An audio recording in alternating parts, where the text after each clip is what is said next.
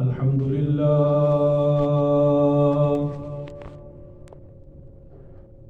لله نحمده ونستعينه ونستغفره ونؤمن به ونتوكل عليه ونعوذ بالله من شرور أنفسنا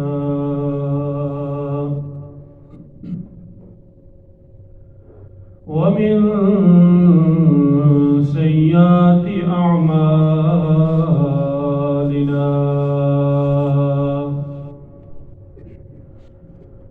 من يهده الله فلا مضل له ومن يضلله فلا هادي له ونشهد أن لا إله إلا الله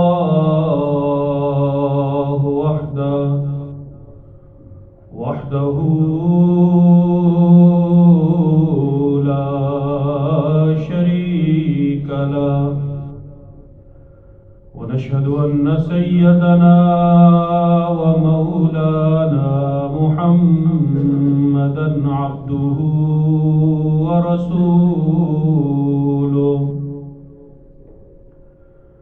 صلى الله تبارك وتعالى عليه وعلى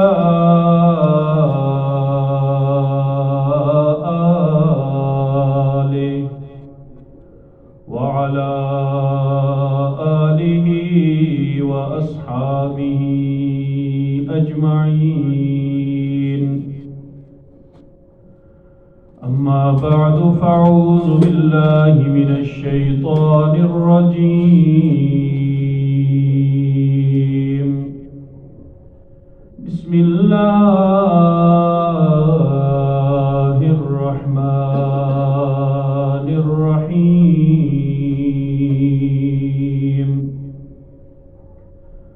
ربنا هب لنا من أزواجنا وذرياتنا قرة أعين واجعلنا للمتقين إماما وقال النبي صلى الله تبارك وتعالى عليه وسلم أدبوا أولادكم على 3 خصال حب نبيكم وحب أهل بيتي وتلاوة القرآن صدق الله مولانا العظيم وصدق رسوله النبي الكريم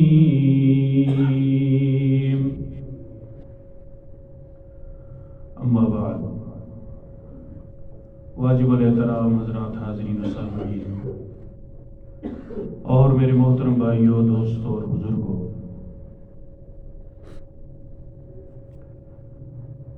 ہم لوگ جس معاشرے کا حصہ ہیں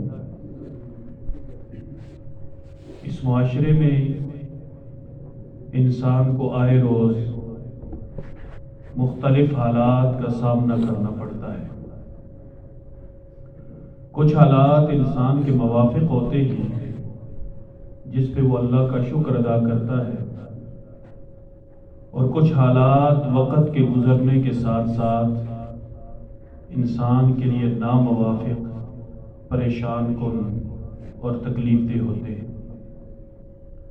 کبھی کبھار انسان کو محنت کے بغیر اللہ رب العزت کی عطا سے بہت کچھ مل جاتا ہے، اور کبھی کبھی ایسا بھی ہوتا ہے کہ انسان اپنی ساری زندگی کی محنت کو اپنی آنکھوں کے سامنے ضائع ہوتا دیکھتا ہے۔ انسان کے ذمے اللہ نے کوشش اور تدبیر رکھی ہے، اور نتیجہ اللہ رب العزت نے اپنے پاس رکھا ہے۔ جو انسان کوشش اور تدبیر کر کے اللہ کے بھروسے پر نتیجہ رب العزت کے سپرد کر دیتا ہے، اللہ کی طرف سے اسے بہترین بدلہ اور بہترین انعام ملتا ہے۔ اور جو انسان اپنی کوشش کو سب کچھ سمجھتا ہے وہ بھی پریشان ہو جاتا ہے، اور جو کوشش نہیں کرتا بس صرف ہاتھ پہ ہاتھ رکھ کے بیٹھ جاتا ہے اور کہتا ہے اللہ غفور الرحیم ہے، تو اللہ کے غفور الرحیم ہونے میں شک نہیں ہے، لیکن جو یہ کر سکتا تھا اس نے وہ نہ کر کے اللہ تعالیٰ کے حکم کی حکم عدولی کی۔ اسے جو سزا ملتی ہے وہ اس بات پہ نہیں ملتی کہ اللہ غفور الرحیم ہے آپ کو سزا دے رہے ہیں، بلکہ سزا اس بات کی ملتی ہے کہ غفور الرحیم نے جو تیرے حصے میں کام ڈالا تھا وہ تو نے نہیں کیا، اور سارا ہی غفور الرحیم کے حصے میں ڈال کے اپنے کام سے بھی تو نے ہاتھ کھینچ لیا، لہذا سزا تیرا مقدر ہے اور تجھے ملنی چاہیے۔ ہمارے معاشرے میں بہت سارے حالات کے ساتھ ساتھ اس وقت ہمارے گھروں کا ایک سب سے بڑا مسئلہ یہ ہے، لوگ اپنی اولاد کی تربیت کی وجہ سے پریشان ہیں، اور ایک بات اور ایک شکایت ہر ایک کی زبان پہ ہے کہ بچے نافرمان ہیں، بچے ہماری بات نہیں مانتے، بچے بگڑ چکے ہیں یا بگڑ رہے ہیں، ہمارے ہاتھ اور ہمارے کنٹرول سے باہر چلے گئے۔ ہمارا مذہب، ہمارا دین فطرت ہے، اور زندگی کے ہر ایک شعبے میں ہمارا دین ہمیں رہنمائی دیتا ہے۔ تو یہ سوال اللہ سے، اللہ کے رسول سے اور اپنے مذہب سے ہم کر رہے ہیں کہ اللہ آپ نے ہمیں اولاد کے بارے میں، اولاد کی تربیت، اصلاح اور فرمانبرداری کے بارے میں اللہ ہمیں بتائیے ہمیں کیا کرنا چاہیے۔ انسان کو دنیا میں بڑے دکھ ملتے ہیں، لیکن جو دکھ خدا نہ خواستہ اولاد کی طرف سے ملے وہ انسان کو جیتے جی مار دیتا ہے۔ اولاد کی پریشانی انسان کو وہ پریشانی دیتی ہے کہ جس پریشانی کا بھی کوئی مقابلہ نہیں ہے۔ تو اس پریشانی اور اس مصیبت سے کیسے بچا جا سکتا ہے؟ ہمارا اللہ، ہمارے نبی اور ہمارا قرآن، ہماری شریعت، ہمارا دین ہماری کیا رہنمائی کرتا ہے، اس پہ میں مختصراً آپ کے سامنے بات کروں گا۔ کوشش کیجئے کہ سلسلہ وار گفتگو کو سنیے، سمجھیے اور عمل میں لانے کی کوشش کیجئے۔ ہمارے بچے کیسے بہتر ہوں گے، ہمارے بچوں کی اچھی تربیت کیسے ممکن ہے؟ تو یاد رکھیے، دنیا میں اولاد ایک ایسی ہماری حقدار ہے کہ جس کا حق دنیا میں آنے سے پہلے اس کے ہونے والے والد اور اس کی ہونے والی والدہ پہ فرض ہو جاتا ہے۔ اور وہ حق کون سا ہے؟ وہ حق ہے کہ کسی مرد نے اپنی آنے والی اولاد کے لیے کون سی ماں کا انتخاب کیا ہے۔ ظاہر ہے جو آپ کی بیوی ہے، شریکہ حیات ہے، وہ کل پیدا ہونے والے آپ کے بچے اور بچی کی ماں ہے، اس کے لیے تو وہ جنت ہے۔ آپ نے کس خاتون کو اپنی آنے والی اولاد کے لیے بطور ماں کے منتخب کیا؟ کیا آپ نے حسن و جمال کو دیکھا؟ کیا آپ نے مال و دولت کو دیکھا؟ کہیں خدا نہ خواستہ ناچتے تھرکتے بدن کو تو نہیں دیکھا؟ یا آپ نے سیرت کو دیکھا، کردار کو دیکھا، اللہ کے خوف کو دیکھا، اس کے دل کی سچائی اور صفائی کو دیکھا؟ امام الانبیاء صلی اللہ علیہ وسلم نے فرمایا، انسان جب شادی کرتا ہے تو وہ یا تو مال دیکھتا ہے، یا حسب و نسب دیکھتا ہے، یا خوبصورتی دیکھتا ہے، اور چوتھے نمبر پہ دینداری دیکھتا ہے۔ اے میری امت کے نوجوان، میں تجھے یہ کہتا ہوں کہ جسے تو نے چوتھے نمبر پہ رکھا ہے، اگر اولاد کی اچھی تربیت کرنا چاہتا ہے تو چوتھے کو پہلے پہ لے آ۔ اگر تو اپنے بچے کو دیندار، وفا شعار، اللہ کا خوف رکھنے والی ماں دے گا یا کوئی خاتون اپنے آنے والے بچے کو اللہ کا خوف رکھنے والا باپ دے، اس ارادے سے وہ شادی کرے کہ کل میری اولاد کے لیے ماں کا یا باپ کا تانا نہ ہو، اس نے تربیت کی پہلی اینٹ رکھ دی اور اس نے اپنی اولاد کا پہلا حق ادا کر دیا۔ اگر آپ کسی خدا نخواستہ ایسی خاتون سے شادی کرتے جس کی معاشرے میں عزت ہی کوئی نہیں ہے، اس کے اعمال کی وجہ، نسب کی بات نہیں کر رہا، اس کے کردار اور اس کے اعمال کی وجہ سے، اس کی سیرت کی وجہ سے آپ نے آنے والے معصوم کا پہلا حق ذبح کر دیا، اب وہ ساری زندگی اس شرمندگی کے ساتھ گزارتا ہے جب لوگ اسے تانا دیتے ہیں کہ تیری ماں تو ناچنے والی ہے، تیری ماں تو گانے والی ہے، تیری ماں کا تیرے باپ کا محلے معاشرے سوسائٹی میں کردار اچھا نہیں ہے، اطوار اچھے نہیں ہیں، چال چلن اچھا نہیں ہے، تو یقیناً ہم نے اپنی آنے والی اولاد کا پہلا حق سلب کیا اور ہم نے اپنی تربیت کی پہلی اینٹ ہی الٹی رکھی، اور اس الٹی اینٹ پہ جو دیوار بنتی ہے یاد رکھیں نہ وہ بن پاتی ہے، اگر بن جاتی ہے تو پائیدار نہیں ہوتی۔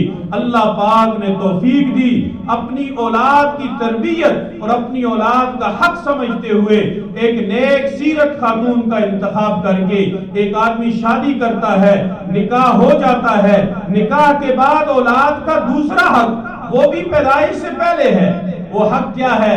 اللہ رب العزت سے دعا مانگے، وہ دعا جو حضرت ابراہیم خلیل اللہ نے 86 سال کی عمر میں اللہ سے مانگی، اللہ سے فرمایا رب ہب لی من الصالحین، اللہ مجھے اولاد بھی چاہیے اور اولاد بھی نیکوکار چاہیے۔ اللہ نے دعا قبول کی اور اللہ نے حضرت ابراہیم علیہ السلام کو نہ صرف اولاد دی بلکہ فرمانبردار، اطاعت گزار، وفا شعار، بات ماننے والی، اور اللہ نے ایسی اولاد دی کہ جسے اللہ نے اپنے والد کا اوصاف میں بھی جانشین بنایا، نبوت میں بھی جانشین بنایا۔ نکاح کے بعد اللہ، اور صرف اولاد نہیں بلکہ اللہ مجھے نیک اولاد چاہیے۔ حضرت زکریا علیہ السلام مایوسی کے عالم میں جب بیوی بانجھ ہے، حضرت مریم کو دیکھ کے اور ایک چڑیا کو دیکھا کہ جو اپنی چونچ میں اپنے بچوں کے لیے دانے لا رہی تھی، دل میں حسرت پیدا ہوئی، اے پروردگار اگر اس معصوم مخلوق کو تو اولاد دے سکتا ہے، ربا میں بھی تیرا بندہ ہوں، اللہ مجھے بھی اولاد دے دے، میری بھی آنکھوں کو ٹھنڈا کر دے، میری محبت کی تسکین کا سامان کر دے۔ دعا کیا مانگی؟ ایک سبب پورا کیا، نیک صالح خاتون۔ دوسرا سبب رب ہب لی ذریۃ طیبہ انک سمیع الدعاء، اللہ اولاد بھی دے دے پاکیزہ صاف ستھری اور اپنی اطاعت کرنے والی اولاد دے دے، مجھے نافرمان اولاد نہیں چاہیے۔ اللہ رب العزت نے فرمایا ہاں میں نے آپ کو ایک ایسا بچہ دینے کا فیصلہ کیا ہے، سیداً وحصوراً ونبیاً من الصالحین۔ اے میرے زکریا میں نے آپ کی دعا کو سن لیا اور اس دعا کا جواب دینے کا میں نے یہ فیصلہ کیا، تجھے ایسا بیٹا دوں گا جو دین و دنیا کا سردار ہوگا، سیداً وحصوراً پاک دامن ہوگا، ونبیاً اور نبی بھی ہوگا، من الصالحین نیکوکار بھی ہوگا۔ اللہ رب العزت نے حضرت زکریا کی دعا کو سنا اور حضرت یحییٰ علیہ السلام حضرت زکریا کے گھر تشریف لائے جو صالحین کا نتیجہ تھے، اور اللہ نے 4 صفات سے مزین کر کے حضرت یحییٰ علیہ السلام کو اس دنیا میں بھیجا۔ ہمارے ہاں شادی بھی ہو جاتی ہے، نیک سیرت خاتون سے بھی شادی ہو جاتی ہے، خدا نخواستہ اولاد نہ ہو، خدا نخواستہ اولاد تھوڑی سی لیٹ ہو جائے، اس معاشرے کی بڑی بوڑھی خواتین دوست احباب انہیں زچ کر کے مار دیتے ہیں۔ ہر ایک آتا ہے ہاں بھائی خوشخبری کب آ رہی ہے، ہاں بھائی کوئی نتیجہ ہے، وہ بیچارہ سن کے اپنی اس کمزوری کی وجہ سے اتنا پریشان نہیں ہوتا، وہ تو رب کے فیصلے پہ راضی ہوتا ہے، لیکن یہ ظالم معاشرہ اسے اللہ کا ناشکرہ بنا کے چھوڑتا ہے۔ یہ ظالم معاشرہ اسے نفسیاتی مریض بنا دیتا ہے، یہ ظالم معاشرہ اس سے جینے کا حق چھین لیتا ہے، یہ ظالم معاشرہ اسے یہ بتانے کی کوشش کرتا ہے کہ یہ دنیا اولاد والوں کی ہے، جس کی اولاد نہیں گویا وہ نامکمل ہے، گویا وہ ادھورا ہے۔ دنیا میں بڑے بڑے لوگ آئے، حضرت ابراہیم علیہ السلام کیا 86 سال کی عمر تک نامکمل تھے؟ وہ تو نبی تھے، اللہ نے 86 سال اور 100 سال کی عمر میں ایک معجزے کا ظہور فرما دیا، ورنہ یہ کوئی نامکمل ہونے کی علامت نہیں ہے۔ پھر کسی کے ہاں نرینہ اولاد نہ ہو، لوگ اسے بھی نہیں چھوڑتے، حالانکہ رسول اللہ صلی اللہ علیہ وسلم کو اللہ نے نرینہ اولاد دے کر واپس لے لی۔ 18 مہینے کا بچہ ہوا، حضرت ابراہیم واپس لے لیا اللہ نے۔ کیا حضور نامکمل تھے؟ خدا را کسی سے جینے کا حق مت چھینو۔ ہاں، پھر جب ضد ہو جاتا ہے بندہ، پھر حصول اولاد کے لیے یہ بات یاد رکھیے، پھر لوگ حصول اولاد کے لیے اپنے ایمان کی قیمت لے کر در در پہ گھومتے، پھر ایمان کو دیتے ہیں اور کہتے ہیں شاید یہاں سے اولاد مل جائے۔ نتیجہ یہ نہ اولاد ملتی ہے، نہ ایمان بچتا ہے، نہ عقیدہ بچتا ہے، نہ نظریہ بچتا ہے، اور اللہ پاک معاف کرے کبھی کبھی شریف زادیوں اور شریف زادوں کی عزتیں بھی نیلام ہو جاتی ہیں۔ یہ ویڈیو کا دور ہے، کتنے واقعات آج ہمارے سامنے ایسے ہیں کہ ہماری یہ بہنیں، ہماری یہ مائیں معاشرے کے تیروں سے تنگ آ کر ان جیلی اور جھوٹے تیروں کے آستانوں پہ پہنچ جاتے ہیں، جن کا مقصد اصلاح نہیں ہوتا، جن کا مقصد صرف اور صرف عزتوں سے کھلواڑ ہوتا ہے۔ جو شکاری ہوتے ہیں جال لگا کے بیٹھتے ہیں اور ان کے جال میں جو پھنس جاتا ہے وہ ہمیشہ کے لیے پھنس جاتا ہے۔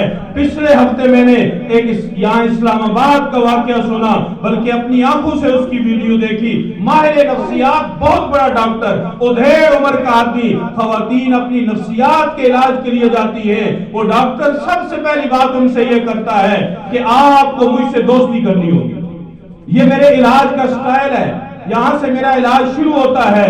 یہ کون سی دوستی اور کون سا اسلام اور کون سا علاج؟ اور اگلی بات وہ ایگریمنٹ یہ کرتا ہے آپ کو اپنے جملہ حقوق میرے سپرد کرنے ہوں گے، یا آپ مجھے لکھ کے دیں، اور پھر جملہ حقوق کے نام پہ جو عزتوں پہ ڈاکے ڈلتے ہیں۔ اللہ نے اسے رسوا کیا، اللہ نے اسے سر عام رسوا کیا، پوری دنیا نے اس کی حرکتیں دیکھی۔ تو میں عرض یہ کر رہا ہوں، حصول اولاد کے لیے پھر ہم اپنے ایمان کا سودا کرتے ہیں، اپنی عزتوں کا سودا کرتے ہیں، اپنے عقیدے کا سودا کرتے ہیں۔ فلاں جگہ پہ جاؤ اولاد ملے گی۔ او بھائیو، کتنے ہی ایسے بیٹھے ہوتے ہیں جو لوگوں کی اولاد کے فیصلے کرنے والے ہوتے ہیں لیکن اپنے گھر میں اولاد نہیں ہوتی۔ یہ اللہ کا فیصلہ ہے، یہ اللہ کا اختیار ہے، رب کا اختیار کسی کو نہ دو۔ جب ہم رب کے اختیار تقسیم کرنے لگ جائیں گے، اللہ کی ذات سے ہمارا یقین، نظریہ ختم ہو جائے گا۔ اچھا، اگر اس یقین پہ اولاد مل گئی، فیصلہ رب نے کرنا تھا۔ ہندو بھگوان کے سامنے کھڑا ہوتا ہے، بدھ کے سامنے کھڑا ہوتا ہے، دیتا اسے بھی کون ہے؟ اللہ۔ وہ اللہ سے لیتا ہے لیکن یقین اس کا اس بدھ پہ ہے۔ نتیجہ کیا نکلتا ہے؟ وہ بدھ کے یقین پہ پکا ہو جاتا ہے، رب نے اسے ادھر آنے ہی نہیں دینا، اللہ وہاں ہی روک دیتے۔ خدا نہ خواستہ اللہ نے فیصلہ کیا تھا آپ کو اولاد ملے گی، آپ چلے گئے کسی ایسی جگہ پہ جہاں ایمان بھی آپ نے بھیج دیا اور آپ کو اولاد مل گئی۔ مجھے بتائیے، کیا ایسی اولاد کوئی توحید کی علمبردار ہوگی؟ کیا ایسی اولاد اللہ کی وحدانیت کا پرچار کرے گی؟ جس یقین سے آپ نے اولاد کو لیا ہے، ساری زندگی یہ اولاد اسی یقین کا پرچار کرے گی۔ یہ کون سی اولاد ملی؟ خدا کی نافرمان، اللہ کے غیر کے آگے جھکنے والی، اللہ کے غیر کو سجدہ کرنے والی، اللہ کے غیر کو حاجت روا مشکل کشا ماننے والی۔ اگر ایک اولاد رب کی نہیں ہے، آپ کے اللہ کی فرمانبردار نہیں ہے، اس اولاد سے نہ ہونے دینا۔ تو اولاد کی تربیت میں جب آپ نکاح فرما لیں، اللہ سے مانگنا شروع کر دیں۔ اللہ نیک چاہیے، پرہیزگار چاہیے، وہ چاہیے جو میری آنکھوں کی ٹھنڈک ہو، اللہ وہ چاہیے جو تیرے نبی کی آنکھوں کی ٹھنڈک ہو، اللہ وہ چاہیے جس کا معاشرے میں اچھا نام ہو، اللہ وہ چاہیے جس سے میں بھی راضی ہوں، جس سے آپ بھی راضی ہوں۔ اللہ نہ میں ناراض ہوں نہ آپ ناراض ہو، مجھے ایسا نہیں چاہیے۔ اور بعض لوگ نادانی میں آ کے کہتے ہیں جی دعا کریں اللہ کوئی لولا لنگڑا دے دے۔ وہ خدا کے بندو اس خزانے سے مانگ رہے ہو اور اس خزانے سے لولا لنگڑا مانگ رہے ہو۔ یہ تو یوں ہے کہ جیسے بادشاہ کے دربار میں جا کے کہنا بادشاہ سلامت مجھے گھاس کی ایک گٹھڑی چاہیے، مجھے لکڑیوں کا ایک گٹھا چاہیے۔ وہ بادشاہ سزا دے گا، کہے گا تجھے یہاں لکڑیاں نظر آتی ہیں اور یہاں ہیرے مانگ، یہاں جوہرات مانگ، یہاں دولت مانگ، یہاں عہدہ مانگ، یہاں منصب مانگ۔ رب کے دربار سے کبھی نہ امید نہ ہونا۔ ایک مجھے صاحب کا فون آیا، 13 سال ہو گئے تھے اولاد نہیں تھی، 13 سال، اور وہ نا امید تھے۔ جتنے بھی سائنسی حربے تھے، کوئی 8-9 لاکھ روپے میں یہ ٹیسٹ ٹیوب بیبی کا جو عمل ہے یہ بھی انہوں نے اس کی بھی تیاری کی، بہت کوشش کی۔ میں نے کہا اللہ پہ یقین رکھو اور آج سے سورہ مریم کی تلاوت شروع کر دو۔ 1 سال کے بعد مجھے فون آیا کہ حضرت آپ ٹائم دے سکتے ہیں، بچی کا عقیقہ کروانا ہے۔ میں نے کہا ماشاءاللہ اللہ نے کتنا کرم کیا۔ کس کی بچی؟ جی ہماری بچی۔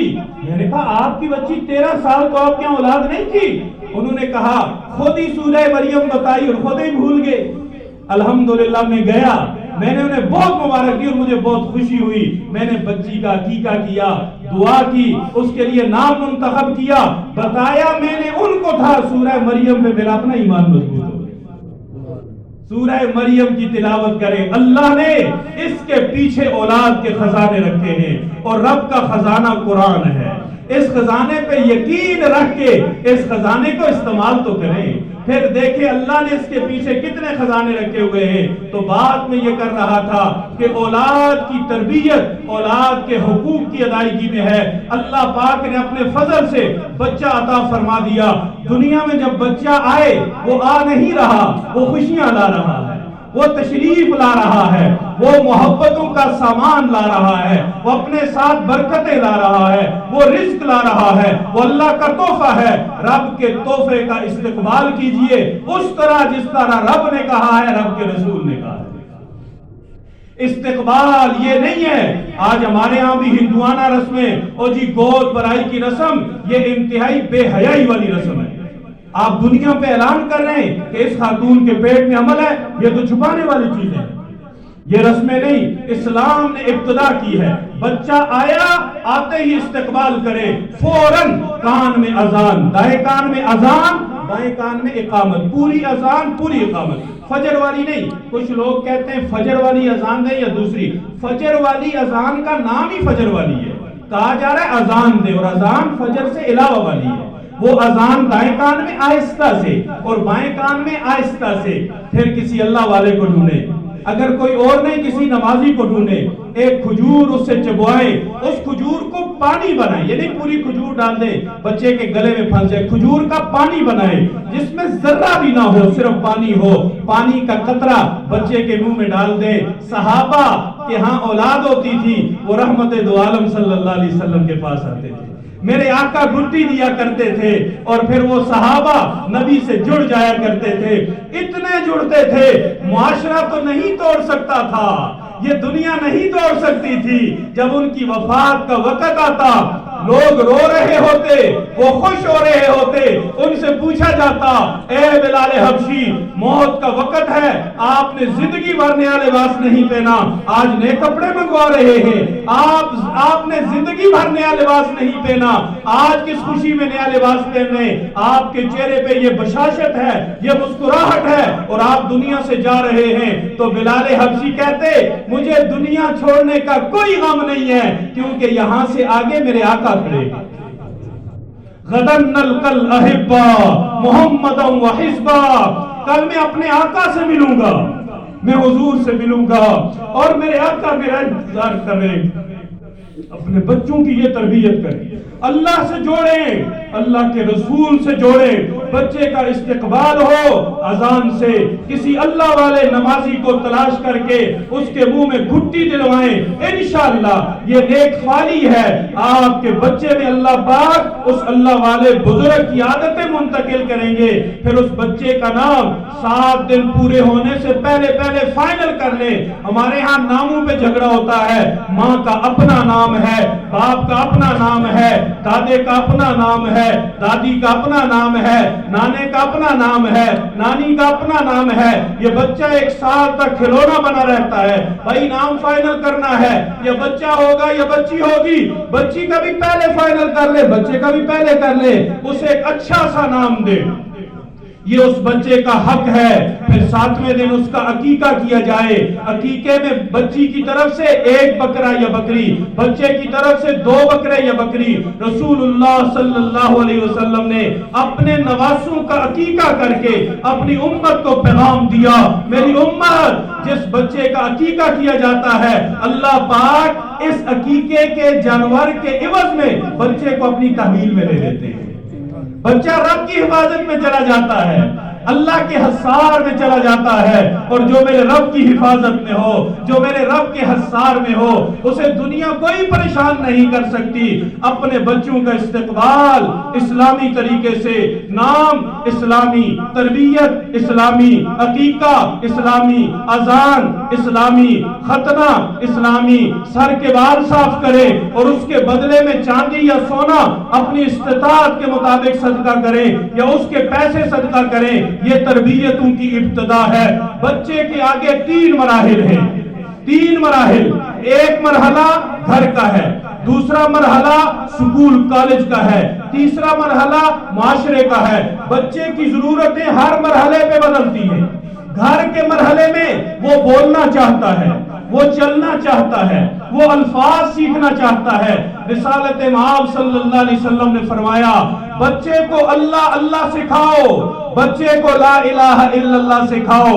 جس کا آخری کلام دنیا سے جاتے ہوئے لا الہ الا اللہ ہوگا وہ بھی جنت میں جائے گا، جس کا پہلا کلام دنیا میں بولنے کے بعد لا الہ الا اللہ ہوگا وہ خود بھی جنت میں جائے گا، ماں باپ کو بھی لے کے جائے گا۔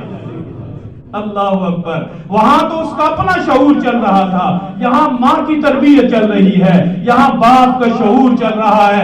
بچہ بولے اللہ بولے، بچہ جملہ بولے لا الہ الا اللہ محمد الرسول اللہ بولے۔ یہاں سے بچے کی گھر کی تربیت کا آغاز ہو رہا ہے۔ ماں پہلی درسگاہ ہے، ماں کا دودھ بچے کا حق ہے۔ آج آسانی کے لیے مائیں بچوں کو اپنے بدن سے دور کر دیتی ہیں، وہ 9 مہینے کا تعلق ہوتا ہے، اس کے بعد ختم۔ بچہ دودھ پیتا ہے ڈبے کا، تربیت بچہ پاتا ہے ڈے کیئر میں، اس کا ڈائپر چینج کرتی ہے کام والی، اسے کپڑے پہناتی ہے کام والی۔ ایک وقت آتا ہے بچہ کام والی کو ماں سمجھتا ہے، ماں کو کام والی سمجھتا ہے۔ جب اس کی ننھی آنکھوں میں آپ نے تصویر ہی اپنی نہیں اتاری، آپ کیسے تصور کر سکتے ہیں کل یہ بچہ ماں کا ہمدرد ہوگا، کل یہ بچہ ماں کی بات مانے گا؟ اس کی آنکھوں میں ماں اپنی تصویر اتار دے، اس کے بدن میں ماں اس کے لہو میں اپنا دودھ اتار دے، بچے کو اپنے سینے سے لگا کے رکھے گی، یہ بچہ کبھی بھی اپنی ماں سے جدا نہیں ہوگا۔ ورنہ تھوڑا سا بڑا ہوتے ہی پھڑپڑاتا رہے گا، کہاں کا ویزا مل جائے، کب کا ویزا مل جائے اور میں اٹھوں اور چلا جاؤں۔ کشش تو پہلے ہی ختم ہو گئی ہے، تعلق تو پہلے ہی ختم ہو گیا ہے۔ اپنے بچے کو ماں اپنا دودھ پلائے، یہ بچے کا حق ہے۔ اگر بغیر عذر کے، بغیر مجبوری کے ماں نے بچے کو اپنا دودھ نہیں پلایا، ماں بچے کا حق کھا گئی، ماں نے بچے کا حق فراموش کیا۔ رب نے جو نعمت بچے کے آنے سے پہلے ماں کے جسم میں پیدا کی تھی وہ اس کا حق تھا، وہ اس نے اس کو نہیں دیا۔ نتیجہ یہ نکلا کہ یہ بچہ اپنی ماں سے دور ہو گیا، اتنا دور کہ بہت دور، ملکوں کے فاصلے پڑ گئے، صدیوں کے فاصلے پڑ گئے، حالات کے، مزاج کے، انداز کے، اطوار کے فاصلے پڑ گئے، اور یہ فاصلے کرنے والے ہم خود ہیں۔ حضرت عمر رضی اللہ تعالیٰ عنہ کی خدمت میں ایک صاحب آئے اور آ کے کہنے لگے، جناب میرا بچہ میرا حق نہیں ادا کر رہا۔ حضرت عمر غصے ہوئے، اٹھے اس کی طرف، انہوں نے کہا حضور ذرا میری بات بھی سن لیں، اسی والد صاحب کے ہی ہیں یا میرے بھی ہیں کچھ حق؟ کہا جی تیرے بھی ہیں۔ کہا جی پھر سنیں، اس نے میری ماں بننے کے لیے ایک مجوسی عورت کا انتخاب کیا، یہ مسلمان ہے، عورت مجوسیہ ہے اور میں اسی مجوسیہ کا بیٹا ہوں، مجھے بتائیے اس نے مجھ سے ماں کی عزت چھینی۔ پھر جب نام کی باری آئی، اس نے میرا نام جانتے کیا رکھا؟ اس نے میرا نام رکھا جود۔ اور جوت کا مطلب ہوتا ہے وہ کیڑا جو گوہے کے اندر پروان چڑھتا ہے گوبر میں. مجھے بتائیے اس نے مجھ سے میرا نام چھینا. اس سے پوچھئے اس نے کبھی بتایا کہ میرا اللہ کون ہے؟ اس نے کبھی بتایا میرا نبی کون ہے؟ اس نے مجھے بتایا کہ حقوق کیا ہوتے ہیں؟ اس نے میری کوئی تربیت نہیں کی. حضرت عمر رضی اللہ تعالیٰ نے فرمایا اٹھ جا تو نے ظلم کیا، کہیں ایسا نہ ہو تیرے بچے کی جگہ میرا کوڑا تجھ پہ برسنے لگ جائے. میرے بھائیوں آج ہم بھی یونیک اور اینٹیک کے چکر میں ناموں کی تلاش میں گھومتے ہیں. ایسے اجنبی قسم کے نام رکھ دی جاتے. وہ امت وہ قوم جس کے پاس محمد جیسا پیارا نام ہے کہتے نہیں رکھنا بے ادبی ہو جائے گی. کس نے کہا بے ادبی کرو؟ قرآن گھر سے نکال دیں گے کہ بے ادبی ہوگی. اللہ کے رسول خود محمد نام رکھتے تھے، کوئی بے ادبی نہیں ہوتی. یہ اس کا نام ہے، آپ اس شخص کو کہہ رہے اس کا نام محمد ہے، آپ حضور کے نام کی بے ادبی نہیں کر رہے. ادب اس کا بھی کرنا چاہیے. اور یاد رکھیں محمد نام رکھیں یا نام کا حصہ رکھیں، آپ کے بچے کی عادات اللہ پاک خود سنوار دے گا. اللہ پاک اس بچے کو آپ کی جنت میں جانے کا ذریعہ بنائیں گے. قیامت میں کہتے اعلان ہوگا اے میرے محمد آؤ جنت میں چلے جاؤ. اللہ اپنے نبی سے کہہ رہا ہوگا دنیا میں جس کا نام محمد ہے سارے کھڑے ہو جائیں گے اور جنت کی طرف چلنے لگ جائیں گے. رب تو رب ہے نا، اس کی جنت میں کون سی کمی ہو جائے گی. اللہ کہیں گے میرے بندو تم کدھر جا رہے ہو؟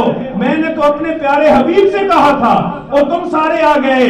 سب کہیں گے اللہ ہم نے سوچا ہمیں کہا تھا. اللہ فرمائیں گے تمہیں تو نہیں کہا تھا. اللہ ہم کھڑے ہو گئے کیا کریں؟ اللہ فرمائیں گے کھڑے ہو گئے بیٹھنا نہیں، آگے چلو سیدھے میرے نبی کے نام کے سب کے جنت میں داخل ہو جاؤ. اپنے بچوں کے یونیک اور انٹیک کے چکر میں نہ پڑے. یہ ابراہیم، یہ محمد، یہ عبداللہ، یہ عبد الرحمن، یہ سعد، یہ حمزہ، یہ وقاص، اتنے پیارے میٹھے نام ہیں. انگریزوں کے بہت سارے نام مسلمانوں کے بگڑے ہوئے ہیں. مسلمانوں کا کوئی بھی نام انگریزوں کا بگڑا ہوا ادھر نہیں آیا. یہ ڈیوڈ داؤد ہے، ڈیوڈ داؤد ہے. سلیمان کو بھی بگاڑا ہوا ہے، ابراہیم کو ابراہام کیا ہوا ہے. انہوں نے ہمارے بگاڑ کے رکھے اور ہم ان کے چکر میں پڑے ہوئے ہیں. تو اپنی اولاد کی اچھی تربیت کرنا، ان کے حقوق ادا کرنا یہ ہمارے ذمہ ضروری ہے. انشاءاللہ اسی پہ اگلے جمعے آگے بات کریں گے. اللہ پاک عمل کی توفیق عطا فرمائے.